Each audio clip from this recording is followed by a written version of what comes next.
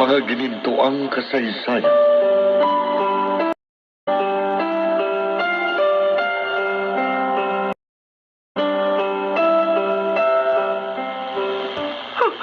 Ang anak ko.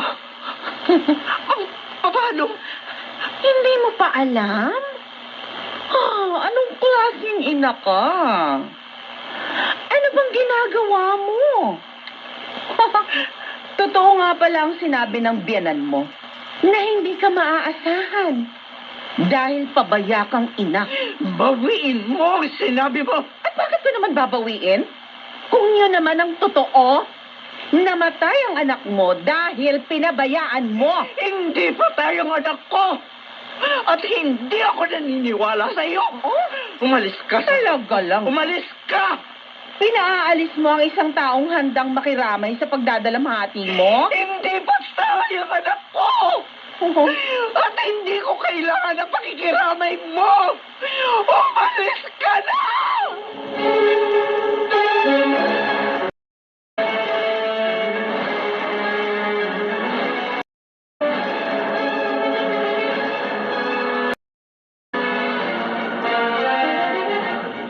Nico, ay si Lolo Benito. Sabi ko na nga ba dito natin siya makikita. Tara, lapitan natin. Ikaw na lang muna. Ha? Papasok na muna ako sa loob ng simbahan. Gusto ko muna magdasal eh. Sige, bahala ka. Bakit? Anong pagdadasal mo sa Diyos? Secret. Basta, marami ako dapat na sabihin kay Lord. Ganon? Oo. Ikaw, ayaw mo ba sa mama? Mamaya na lang. Pupuntahan ko muna si Lolo. Baka umalis eh. Okay. Pupuntahan ko na lang kayo mamaya. Paglabas ko ng simbahan. Sige. Pupuntahan ko na si Lolo Benito. Gusto ko siyang makausap.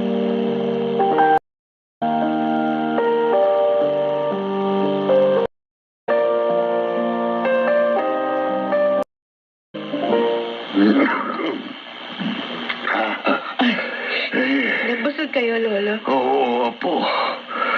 Salamat sa pagkaing dala mo, ha? Pasensya na ho. Kung isang pirasong saging lang yung dala ko para sa inyo. Wala kasi akong pera eh. Hayaan nyo, sa susunod, dadagdagan ko pa ng inumin. Joanna, Apo. Hindi ba't sinabi ko naman sa'yo, busog na ako.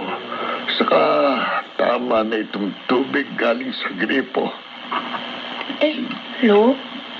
Ba't nga pala hindi kayo umuwi kagabi? Nag-alala ako sa inyo. Kala ko kung ano na nangyari sa inyo eh. May mahalagang bagay lang akong ginawa. Ikaw, bakit nalaman mo na narito ko sa malawak kong tirahan? Dito sa labas ng simbahan. Alam ko naman kasi na wala kayong ibang pupuntahan kundi dito. Kaya nagpasama ako kay Nico. Nasa na nga palang kaibigan mo? Nandun na sa loob ng simbahan. Magdadasal daw siya. Ganun ba? Ikaw, bakit hindi ka sumama sa kanya? Wala ka bang gustong hilingin sa Diyos? Bakit, Lolo? Makikinig ba siya sa akin? Kung sasabihin ko sa kanya lahat ng gusto ko? Apo, ang Diyos ay laging nakikinig sa mga taong lumalapit sa Kanya. Pinagkakaloob niya ang anumang mga bagay na alam niyang makabubuti sa kanyang mga anak. Napakabait niya talaga, Lolo. Sana lahat ng ama tulad niya. Siguro lahat ng mga anak magiging masayang masaya. Sana ganun din si Itay.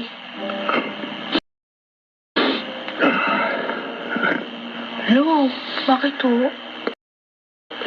Meron ba ako nasabing masama? Wala, Apo. Wala. Tama ka. Sana nga lahat ng ama ay naging katulad ng katangian ng Diyos. Siguro walang anak na mapapariwara at walang amang magsisisi at hihingi ng kapatawaran. Lolo? Sa anak na napabayaan. Wala sana, Apo.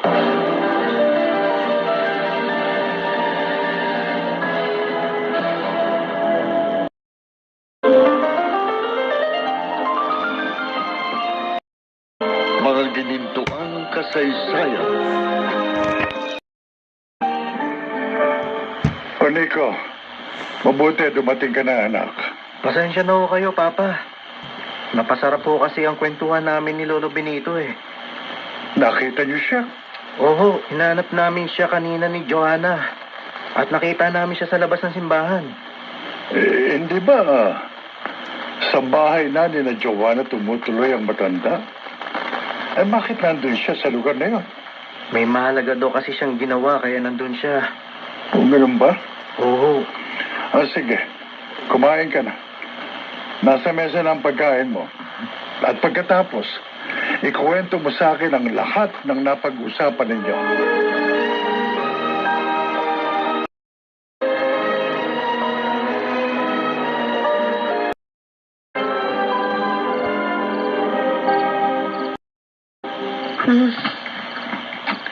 Oh, ang dilim-dilim dito sa bahay. Tahimik na tahimik. Siguro hindi pa dumadating si inay. Ano yun? May umiiyak? Sino naman kaya yung umiiyak? Nay? Kala ko wala kayo. Ba't umiiyak kayo? Joanna, Oo. Bakit to? ang Kuya Vincent mo, Bakit? Ano si Kuya Vincent? wala na siya. Ano? Ano wala na? Patay na ang Kuya Vincent mo. Ha? Wala na siya. Ano?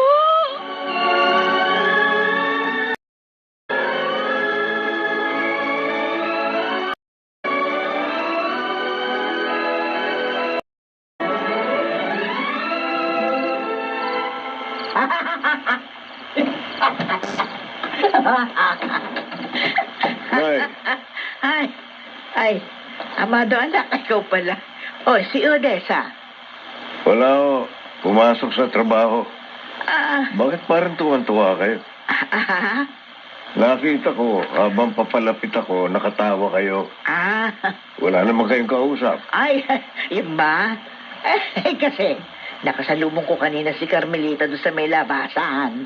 Oh. Iyak nang iyak. Bakit daw? Abay, alalang-alala doon sa anak mo, kay Vincent.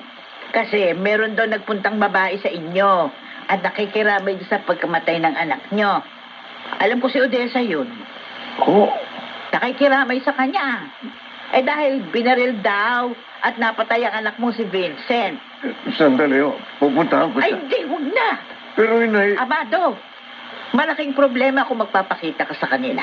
Hindi mo ba naisip? Ikaw ang unang-unang taong pagbibintangan nila na pumatay kay Vincent. Dahil doon sa nangyari sa inyo. At pag nagkataon, makukulong ka. Kaya pabayaan mo na lang ang baliw mong asawa.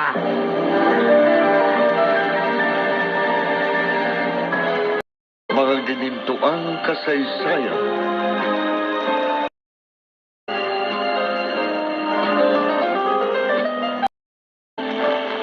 Bakit ginawa yun ni Odessa? Hindi na siya dapat na nang himasok. Dahil magiging komplikado lang ang lahat. Ano ba talaga ang kanyang motibo? At kinakailangan pa nang puntahan si Carmelita at sabihin ng ganon. Hindi man lang siya nag-alangan. Gayong alam niyang masama ang loob sa kanya ni Carmelita. Dahil sa relasyon namin. Ipinapahamak ni Odessa ang sarili niya at inilalagay niya sa alanganin ng lahat.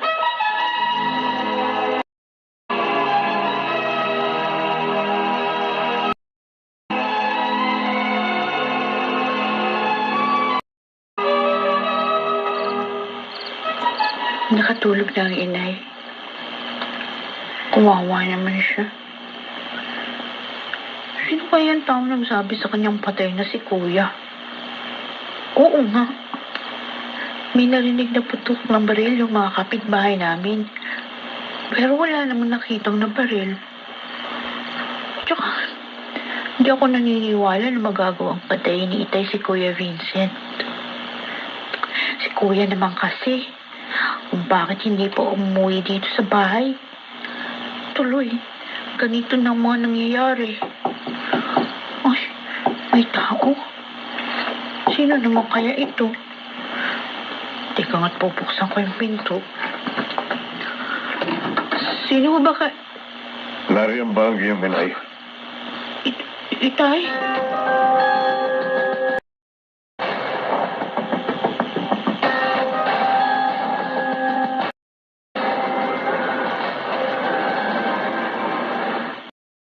Ano kaya nangyari sa amadong yon? Hindi ako sinundo sa club. Ay! Nagulat ako dun, ha? Uulan pa yata. Wala pa naman akong dalang payong. Buti na lang malapit na ako sa bahay. Bibilisan ko paglalakad. Ay, nako. Ayan, umulan na nga. Ito na nga bang sinasabi ko, eh. Ah, may nakakasalubong ako. Isang lalaki. At nagmamadali rin siya. Sino kaya ito? Malapit na siya sa akin. Sino kaya ito? Parang kilala ko siya. Parang si Vincent? Hindi!